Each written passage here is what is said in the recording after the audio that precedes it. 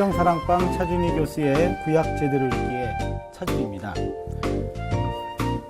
우리 패널들 오랜만에 뵀는데 네, 그동안 그러게요. 어떻게 지내셨나요? 야, 어떻게 지냈을까요? 네. 이래 씨? 저는 기도를 좀 저번 시간에 한나의 기도를 보면서 좀 더 기도를 많이 하는 시간을 좀 가졌어요, 사실은. 와. 이렇게 수시로 이렇게 정시 기도도 좀 하려고 노력을 했는데 그게 조금 안 되더라고요. 그래서 정해놓은 기도. 네, 정시 기도를 하려고 했었는데 시간에 맞춰서 그게 조금은 처음엔 되다가 안 되길래 안 되겠다. 다시 수시 기도로 그냥 항상 대화를 나누려고 많이 그랬어요. 그래서 굉장히 은혜로운 시간을 보내고 있어요. 뭐 이 언니 봐라. 우리 어떻게 하고 다음 타자들은 뭐 어떻게 지금 상당히 은혜롭게 보냈어야 되는데 저는 그냥 바쁘게만 보냈어요. 준비하는 게 좀 많아갖고요. 네. 개그 공연도 준비하고 있고. 와. 네. 저희 보러 갈 수 있는 건가요? 그럼요. 와우. 배우 할인으로 공짜는 네네. 안 되고. 네. 이분 철저하시네. 네. 그래서 좋습니다. 네, 바쁘게 보냈습니다. 좋네요. 선정자매는. 네.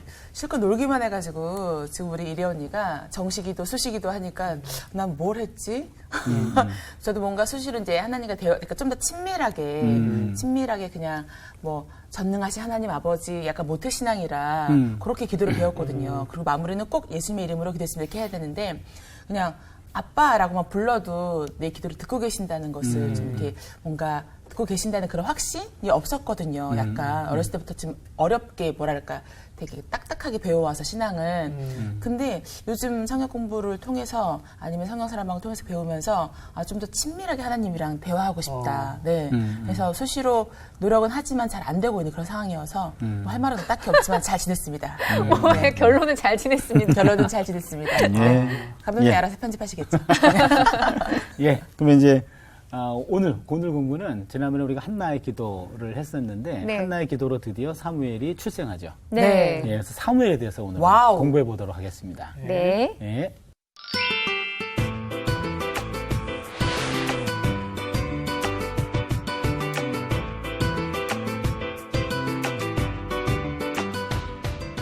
오늘은 사무엘의 소명하고 그리고 에벤에셀 전투라는 게 나옵니다. 이 두 가지 주제를 우리가 함께 공부하는데요. 네. 먼저 사무엘의 소명에 대해서 공부하죠. 네.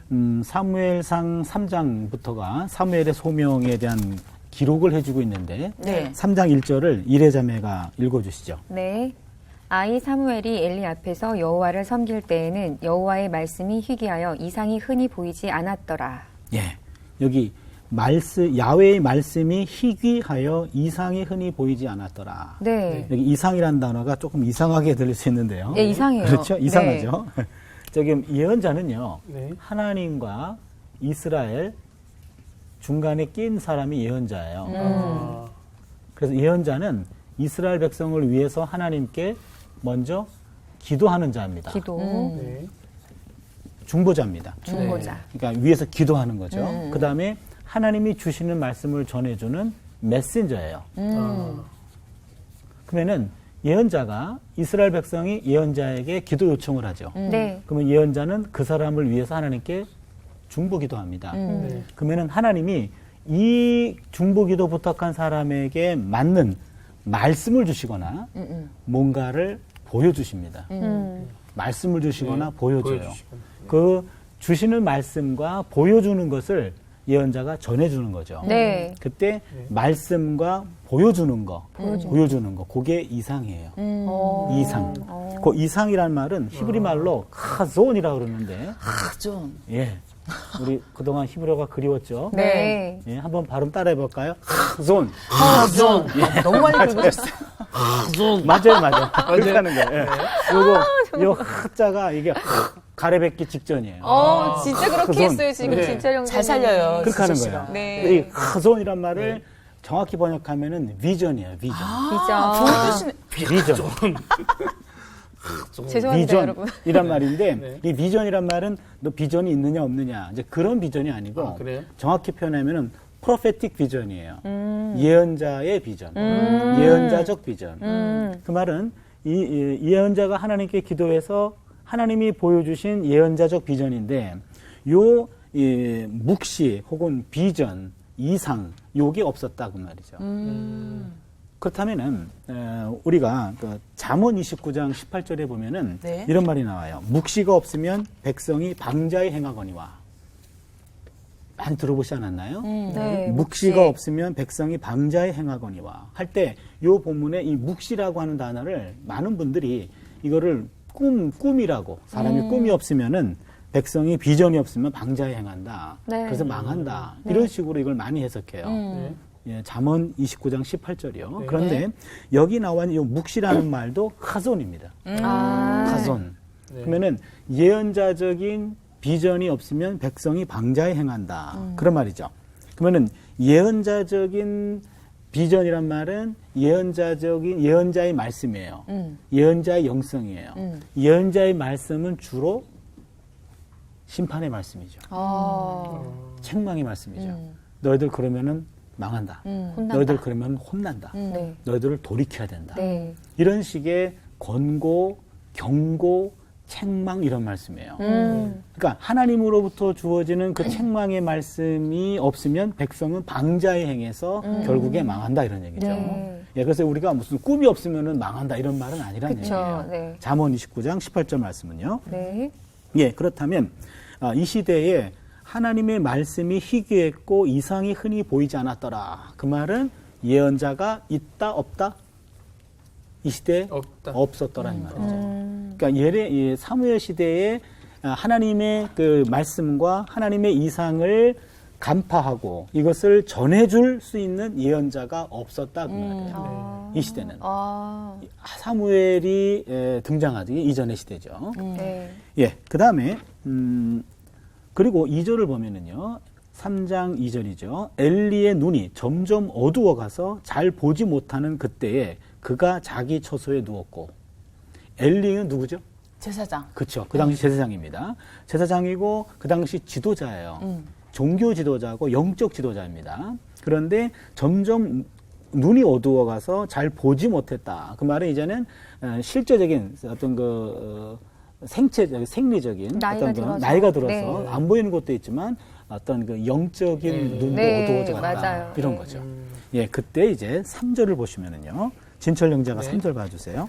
하나님의 등불은 아직 꺼지지 아니하였으며 사무엘은 하나님의 궤에 있는 여호와의 전 안에 누웠더니.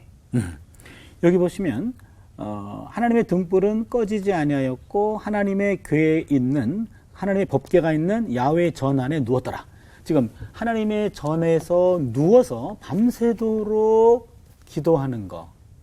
우리가 지난번에 한나의 기도에서 공부했는데 우리는 이것을 인큐베이션 기도라 그랬죠. 네. 네. 인큐베이션 기도.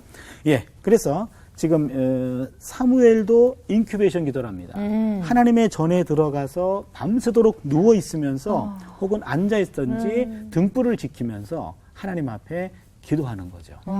그때 이제 인큐베이션 기도를 통해서 바로 이때. 하나님이 사무엘을 부르십니다. 네. 그것도 사무엘아 사무엘아 하고 3번이나 부르십니다.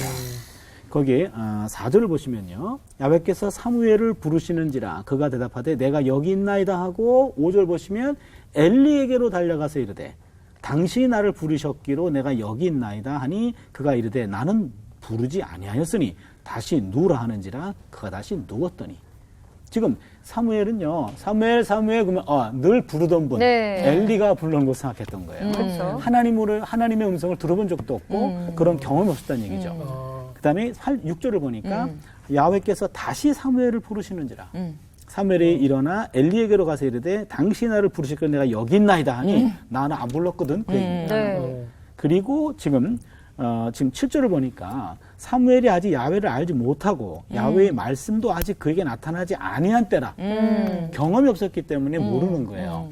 이때 8절에 야훼께서 3번째 사무엘을 부르시는지라 그가 일어나 엘리에게로 가서 이르되 당신이 나를 부르셨기로 내가 여기 있나이다 하니 엘리가 이때는 야훼께서 이 아이를 부르신 줄을 깨닫고 이제 깨닫습니다. 네. 3번이나 그랬기 네. 때문에 네. 그러고 나서는 이제 엘리가 사무엘에게 9절을 보시면은요. 그가 너를 부르시거든 네가 말하기를 야훼여 말씀하옵소서 주의 종이 듣겠나이다 하라. 야훼여 말씀하옵소서 주의 종이 듣겠나이다. 이게 하나님 앞에서의 우리가 드려야 할 네. 정답입니다. 네. 이에 사무엘이 가서 자기 처소에 누우니라. 10절에 드디어 하나님이 또 불렀습니다. 그래서 이제는 10절 이하의 사무엘에게 하나님이 뭐라고 얘기하시냐면 13절, 14절인데 선정자매 네. 13, 14절 한번 읽어주세요. 내가 그의 집을 영원토록 심판하겠다고 그에게 말한 것은 그가 아는 죄악 때문이니 이는 그가 자기 아들들이 저주를 자청하되 금하지 아니하심이니라. 그러므로 내가 엘리의 집에 대하여 맹세하기를 엘리 집의 죄악은 죄물로나 예물로나 영원히 속죄함을 받지 못하리라 하였노라 하셨더라. 아멘. 네. 무슨 말을 하고 있죠? 엘리 제사장에 대해서. 예, 엘리 집에 대한 심판을 얘기해 주죠. 네. 그렇죠. 그리고 엘리는 사무엘에게 하나님이 내게 무슨 말을 했니? 지금 엘리 같은 경우에 자기한테 무슨 하나님 말씀을 주셔야 되는데 자기에게 주지 않고 지금 제자인 사무엘에게 하나님 말씀하신 거예요. 네. 네네. 도대체 무슨 얘기를 했니? 궁금하죠. 라고 좀 궁금하죠. 네. 자존심 상하기도 하고요. 맞아요. 그랬을 거 아닙니까? 네. 예, 엘리는 그런데 그 사무엘에게 하나님이 하신 말씀을 내게 얘기해 달라 그렇게 얘기합니다. 그랬더니 사무엘이 지금 선생님한테 대한 심판의 말씀인데 어떻게 그걸 얘기할 수 있겠나요? 그러니까. 예, 주저했어요. 주저했더니 이제 엘리가 17절에 보니까는요 이렇게 얘기합니다.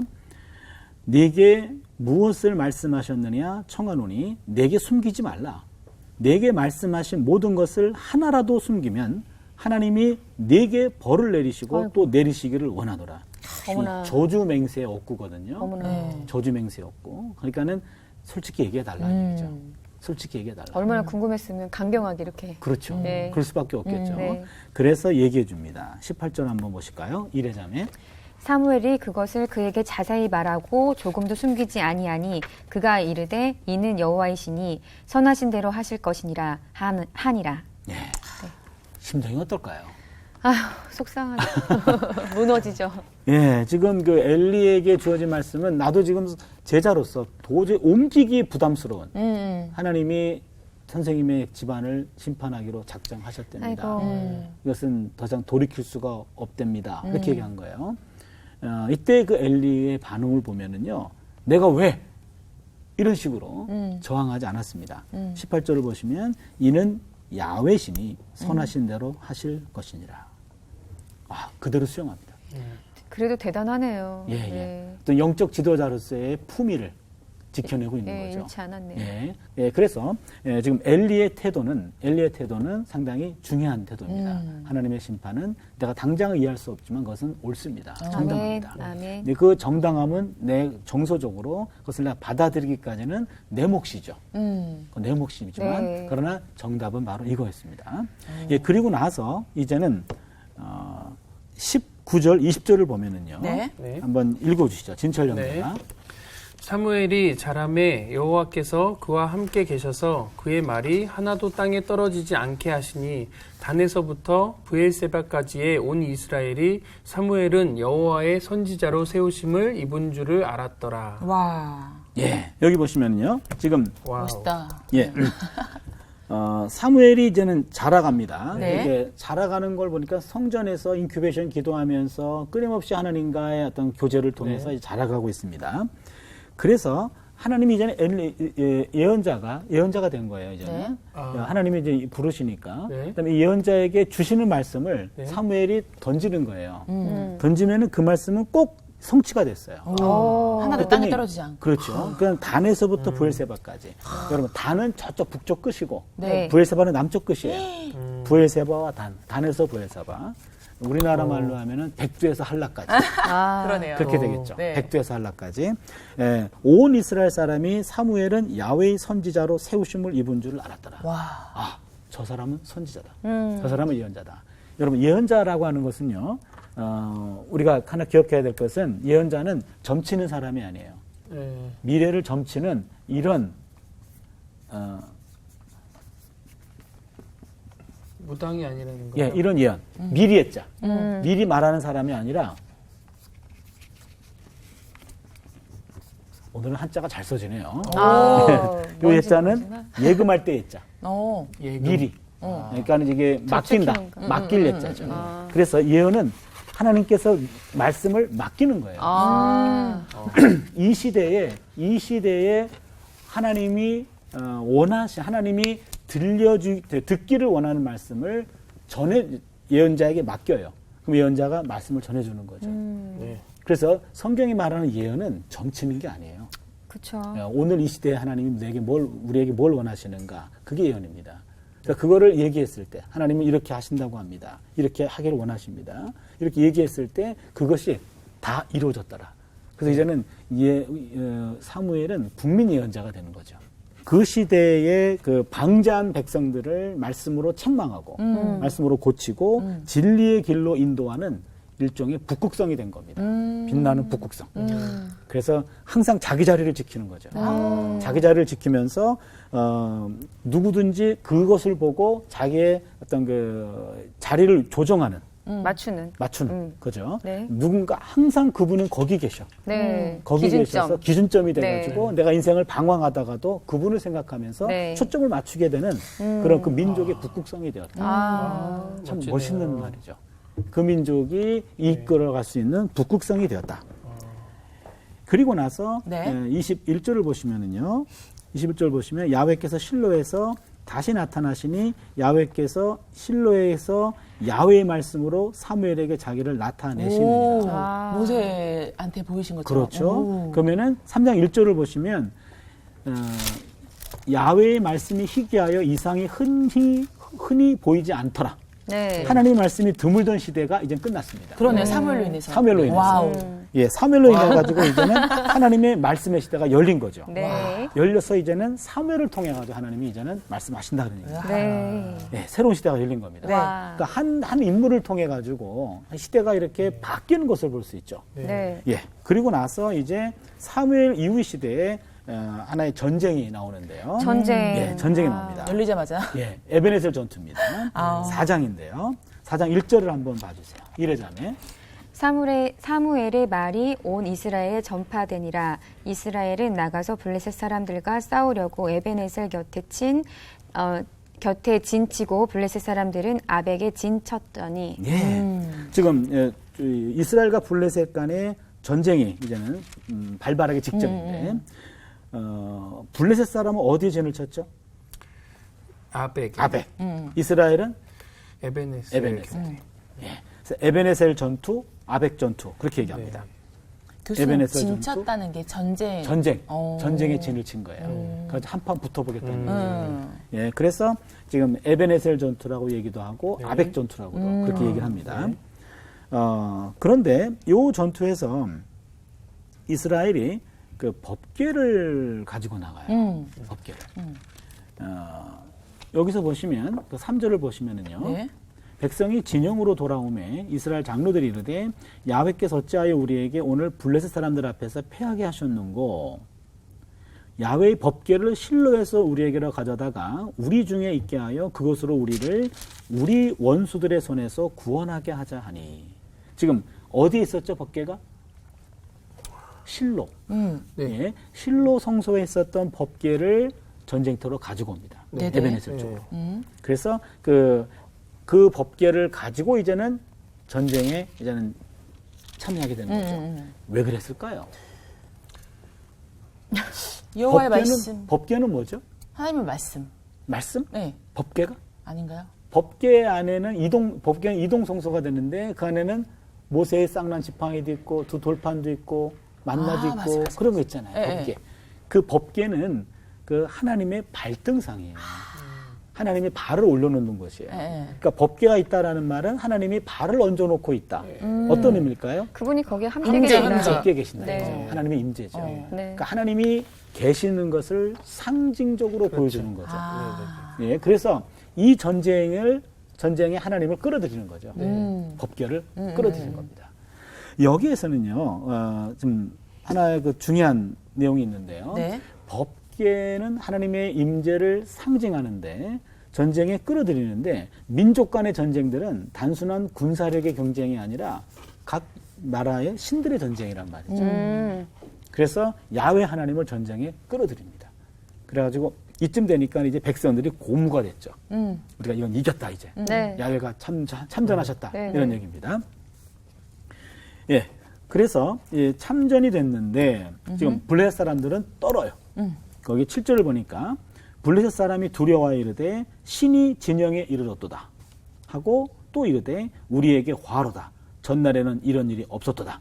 우리에게 화로다. 8절 보시면 누가 우리를 이 능한 신들의 손에서 건지리요. 그들은 광야에서 여러 가지 재앙으로 애굽인들을 친 신들이니라. 지금 블레셋 사람들은 아마도 여러 신들을 섬겼기 때문에 지금 그 법궤가 하나님의 임재를 상징하는 것으로 봐서 신들을 많은 것으로 이해했던 것 그쵸. 같아요. 복수형으로 표현되고 네, 있죠. 복수. 예, 그랬는데 이 전쟁에서 누가 이깁니까? 이스라엘이 패했죠. 예, 이스라엘이 패합니다. 여기 구절을 보시면 네. 너희 블레셋 사람들아 강하게 되며 대장부가 되라. 너희가 히브리 사람의 종이 되기를 그들이 너희의 종이 되었던 것 같이 되지 말고 대장부같이 되어 싸우자 하고 블레셋 사람이 쳤더니 이스라엘이 패하여 각기 장막으로 도망하였고 살육이 심히 커서 이스라엘 보병이 엎드러진 자가 3만 명이었으며 하나님의 괴는 빼앗겼고 어머. 엘리의 두 아들 홈니와 비나스는 죽임을 당하였더라. 아유, 처참하게. 네, 어처구니 없는 어머나. 엄청난 패배를 경험했습니다. 네. 그리고 그 소식을 듣고 엘리는 어떻게 되죠? 돌아가셨네. 예, 그 소식을 듣고는요, 이제는 엘리도 충격으로 죽습니다. 네. 15절을 보시면 그때 엘리의 나이가 98세라. 그의 눈이 어두워 보지 못하더라. 16절에 그 사람이 엘리에게 말하되 나는 진중에서 나온 자라. 내가 오늘 진중에서 도망하여 왔나이다. 엘리가 이르되 내 아들아 일이 어떻게 되었느냐. 17절을 보니까 소식을 전하는 자가 대답하되 이스라엘이 블레셋 사람 앞에 도망하였고 백성 중에는 큰 살육이 있었고 당신의 두 아들 홈니와 비나스도 죽임을 당하였고 하나님의 괴는 빼앗겼나이다. 18절 진철 정장을 봐주세요. 하나님의 괴를 말할 때 엘리가 자기 의자에서 뒤로 넘어져 문 곁에서 목이 부러져 죽었으니 나이가 많고 비대한 까닭이라. 네. 그가 이스라엘의 사사가 된 지 40년이었더라. 정말 어이가 없네요. 네. 비극적인 네. 예언대로 된 거죠. 그렇죠. 앞에 지금 그 예언대로 된 겁니다. 사무엘에게 준. 근데 사무엘에게 준 말씀입니다. 저는 이제 나이만 많고 눈만 침침한 줄 알았는데 되게 뚱뚱했네요. 네, 비대한 까닭이었다고 얘기했으니까 뒤로 넘어져서 목이 부러져서 이렇게 갔다고 얘기하니까 얼마나 했을지 상상이 되네요. 너무 자세히 얘기해 주셨네요. 너무 그 신체를 너무 리얼하게 표현해줬다. 비대한 까닭이라고 딱 얘기하니까. 네. 저는 예. 하나님의 괴를 말할 때 이런 얘기를 듣고 엘리가 이제 죽었잖아요. 네. 충격도 있었겠구나. 충격이죠. 충격도 있고 그다음에 하나님의 괴가 이게 빼앗겼다라는 네, 말은 그러니까요. 하나님의 임재가 떠났다는 제사장으로서. 얘기죠. 네. 하나님도 떠났고 아들 그렇죠. 비나스도 죽었고 충격이죠. 그렇죠. 본인 98세가 되었고 이제는 더 이상 이제는 희망은 없는 네. 거죠. 그렇죠. 예. 그런 상태에서 이제는 법궤까지 빼앗기게 된 겁니다. 예. 그런데요, 이 법궤가 나중에 지금 그 블레셋 사람들이 뺏어가요. 네. 뺏어가서는요, 그 다른 나라의 신들의 상징은 자신들의 신전에다가 그것을 가져다 놓습니다. 그러니까 이 패망한 신의 형상이죠. 이거를 그래서 5장 2절을 보면은요, 선정자 한 명 봐주세요. 네.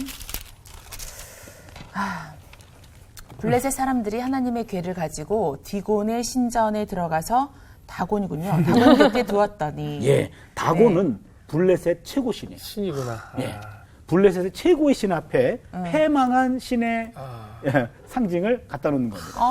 그럼 다곤은 어떤 신이에요, 근데? 다곤이요? 네. 그냥 블레셋 사람들이 믿었던 신이에요. 아. 예. 그런데 어떤 일이 벌어지냐면 3절 기대가 한번 되네요. 3절을 보시면은요. 네. 아스돗 사람이 이튿날 일찍 일어나 본즉 다곤이 야훼의 궤 앞에 엎드려져 엎드려져. 그 아이고. 얼굴이 땅에 닿았는지라. 아이고. 그들이 다곤을 일으켜 다시 그 자리에 세웠더라. 오히려 또 그러겠죠. 패망한 네. 신이 승자가 되고 네. 승자의 신이 복종하게 되는 거죠. 네.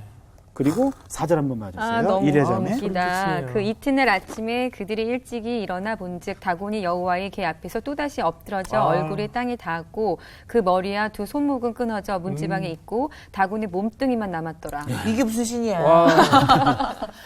블레셋 최고 신이 야훼와의 대결에서 아. 파멸한 거죠. 그렇죠.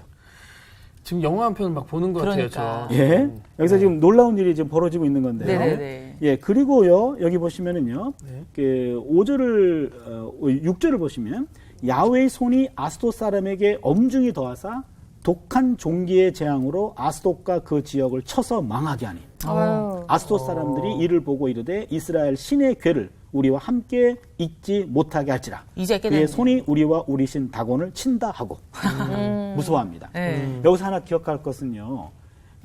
우리가 아까 그 비느하스도 죽고 홈리도 죽잖아요. 네. 비느하스의 아내가 임신 중이었는데 해산할 때가 됐어요. 네. 해산하고 죽습니다. 네.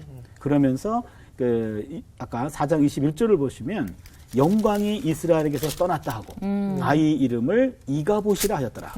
이가봇은 영광이 없다 그 말이에요. 아. 야훼의 영광이 떠났구나. 아. 떠났다 그랬는데 떠났던 영광이 어디서 활약하냐면 5장 6절을 보시면 야훼의 손이 아스돗 사람에게 엄중히 더하사. 이 엄중히 더하사가 영광이란 단어와 어근이 같아요. 이스라엘을 떠났던 영광이 블레셋에 이르러서 그 영광이 힘을 발휘합니다. 네. 그래서 다곤 신을 무력화시켜요. 블레셋 사람들의 중앙에 가가지고 그들을 신부터 무력화시키고 블레셋 사람들을 치는 거죠. 놀라운 아이러니예요. 그들이 야훼의 영광을 전쟁에 억지로 끌어들였을 때는 하나님은 일하지 않았습니다. 네. 그러나 그 적진에 들어가서 하나님은 일하고 계시는 거죠. 예, 여기서 우리가 지금 하나 기억할 것이 있어요. 하나님의 법궤는 하나님의 임재를 상징하는데 네. 인간들의 임의대로 끌고 다닐 수 있는 것은 아니라고 그렇죠. 예. 그러니까 인간들의 임의대로 이동이 가능하니까 그것이 운반은 될 수 있을지 몰라도 그러나 하나님은 그곳에 매여 계신 분은 아니에요. 네. 인간이 억지로 끌고 갈 때 하나님은 거기서 떠나실 수 있습니다. 그렇죠. 그러나 그것이 이제는 다곤 신상 앞에 있었을 때 하나님은 거기에 임재하셔요. 그래서 하나님은 법궤나 나중에 성전에 매여 계신 분은 아닙니다. 네. 이건 중요합니다. 그럼요. 예, 그 하나님은 어떤 장소에도 매여 있지 않고 그 장소로부터 자유로우신 분입니다. 그러기에 그 장소에 있는 사람들이 하나님의 뜻에 복종할 때, 하나님의 뜻에 따를 때 그때는 임재하시고 하나님의 뜻을 거역할 때 하나님은 떠나시는 거죠. 그럼요. 전지전능하신 분이시죠. 오늘날 교회도 마찬가지죠. 네. 오늘날 교회도 하나님의 뜻이 거기서 수용되고 관철되고 하나님 말씀대로 움직이는 공동체라고 한다면 교회에 하나님은 임재하십니다. 그러나 하나님의 말씀이 그 안에서 작동하지 못할 때, 하나님의 말씀이 거부될 때, 그때는 하나님은 거기서 떠날 수밖에 없죠. 네. 그래서 이스라엘 백성들이 나중에 성전이 망했을 때 그때도 하나님이 무능한 것이 아니라 이스라엘 백성들의 죄로 말미암아 하나님이 떠난 거라는 얘기죠. 네. 네. 네. 이건 굉장히 중요한 대목입니다. 네, 네, 네. 왜냐하면 나라가 망하면은요 신들의 전쟁이기 때문에 나라가 망하면 우리 신이 이쪽 신에게 패망한 거예요. 그리고 나라가 망하면 신도 없어집니다. 신전도 파괴됩니다. 그러면은 유다도 마찬가지죠. 야훼 하나님도 없어져야 돼요. 근데 그들은 이미 과거 법궤 사건을 통해서 법궤나 법궤 자체가 하나님의 임재를 묶어두는 것은 아니기 때문에 그래서 이것을 선행학습이 되었기 때문에 성전이 망해도 신앙은 없어지지 않았습니다. 네. 예, 그래서 이 법궤의 탈취 사건은 나중에 유다의 패망 사건을 이해하는데 중요한 하나의 학습 효과가 되는 거죠. 그리고 하나님은 인간들에 의해 가지고 좌지우지되시는 분은 아니다. 그렇죠. 그래서 우리가 하나님의 뜻에 순종할 때 하나님은 그때 임재하신다. 네. 하나님을 떠날 때 하나님도 하나님은 우리 말씀을 떠날 때 하나님은 잠시 우리와 떠날 수밖에 없는 그런 하나님의 모습을 여기서 우리가 보게 되는 겁니다. 예, 그러면 오늘은 우리가 사무엘의 소명 사건과 그 다음에 에베네셀 전투를 통해서 또 하나님의 어떤 새로운 모습들, 인간들에 의해 가지고 움직이시는 분이 아니라 하나님의 주권적 자유를 가지고 활동하시는 분이었다. 그걸 우리가 여기서 배우게 되죠. 네. 네. 예, 기도하겠습니다. 네. 하나님, 오늘은 사무엘의 소명과 에베네셀 전투 사건을 함께 보면서 하나님의 말씀이 없던 시대에 사무엘이라고 하는 한 사람을 통해서 하나님이 말씀을 주셨던 것, 말씀의 시대가 열리게 된 것을 우리가 보았습니다. 기도하는 어머니를 통해서 기도하는 아들이 태어났고 기도하는 아들을 통해서 하나님의 말씀의 시대가 열렸습니다. 한 사람이 하나님 앞에 바로 서자 그 시대에 하나님은 말씀으로 동행해 주셨고 새로운 시대를 열어갔습니다. 우리의 삶 속에서도 내가 속한 공동체에서 기도하는 한 사람 되게 하셔서 이 공동체를 새롭게 이끌어갈 수 있는, 이 시대를 인도할 수 있는, 그 자리를 지켜나가는 북극성 같은 그러한 사무엘 같은 사람들 많이 나타날 수 있도록 도와주시옵소서. 아멘. 제2의 모세와 같은 사무엘, 오늘 이 시대에 제2의 사무엘 같은 사람들이 필요합니다. 하나님 곳곳에 제2의 사무엘을 세워주시고 아멘. 우리가 그 모습 닮아가게 하시고 그 자리에 있게 하여 주시옵소서. 아멘. 감사드리고 예수님의 이름으로 기도드립니다. 아멘.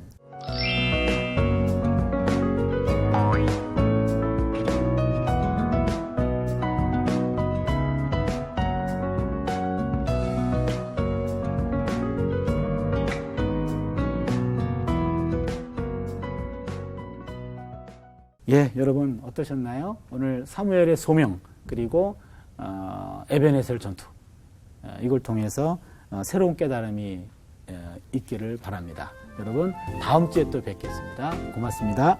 다음 주에 봬요. 오늘따라 기도가 참 은혜지네요. 사무엘처럼 네. 내가 사무엘이 돼야겠다는 생각이 또 드네요. 네. 네. 그렇죠. 아, 사무엘아, 모세보다 더 사무엘아. 네, 대단해 보이고. 그게요. 이 표현이 너무 멋진 것 같아요. 북극성이라는 표현이. 기준점 그곳을 네. 보고 갈 수 있는. 누군가는 항상 자기 자리를 지키는 것이 그것이 남들에게 있어서는 그래서 기준점이 될 수도 있어요. 와우. 그렇죠? 성경사랑방 홈페이지에 궁금하신 점이나 시청 소감을 남겨주신 분들에게는 추첨을 통해 선물을 드립니다.